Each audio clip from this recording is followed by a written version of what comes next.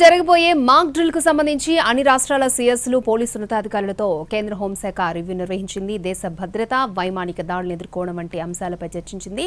రేపటి mock drill పై రాష్ట్రాలకు ఆదేశాలు ఇస్తూ ఏ ప్రాంతంలో మాక్ డ్రిల్ నిర్వహించాలో సూచించింది. దేశవ్యాప్తంగా వివిధ రాష్ట్రాలు, కేంద్రపాలిత ప్రాంతాల్లో గుర్తించిన సివిల్ డిఫెన్స్ జిల్లాల జాబితాను రిలీజ్ చేసింది.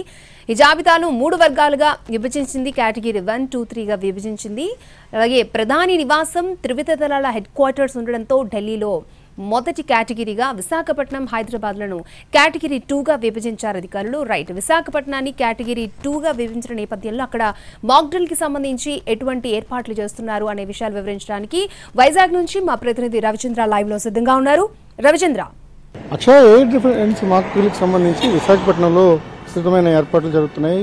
ప్రధానంగా తూర్పు తీరంలో వ్యూహాత్మక రక్షణ స్థావరంగా ఉన్న తూర్పు నేవల్ కమాండ్ ఇక్కడే ఉంది. Eastern naval command, Coast guards, అలాగే వైమానిక స్థావరానికి సంబంధించిన కీలకమైన ఐఎన్ఎస్ డాగా వంటి స్థావరాలు కూడా ఇక్కడే ఉన్నాయి. న్యూక్లియర్ సబ్మెరైన్స్ కూడా విశాఖ తీరంలోనే మోహరించి ఉంచారు. ఇవన్నీ కూడా యుద్ధ సన్నద్ధతకు ఎప్పుడు కూడా ఈస్టర్న్ నేవల్ కమాండ్ పూర్తిస్థాయి సన్నాహాలు చేసుకుంటూనే ఉంటుంది. ప్రతి వారం కూడా తను సంసిద్ధతను ప్రకటిస్తూనే ఉంటుంది. అయితే ఇప్పుడు యుద్ధ వాతావరణం అనివార్యమైతే అందుకు అనుగుణంగానే ఈస్టర్న్ నేవల్ కమాండ్ తాను సిద్ధంగా ఉన్నట్టు ఇప్పటికే ప్రకటించింది.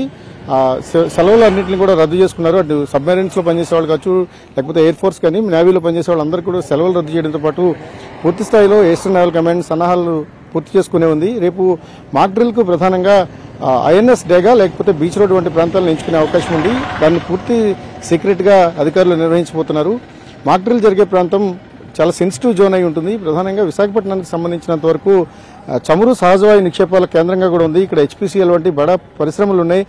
యుద్ధం అనివార్యమైతే శత్రు దేశాలు ముందుగా టార్గెట్ చేసే అంశాలు ఏవైతాయి వాటి ఉన్న సున్నితత్వాన్ని ఆధారంగా చేసుకుని ఎయిర్ డ్రిల్, మాక్ డ్రిల్ కూడా చేసే అవకాశం ఉంది.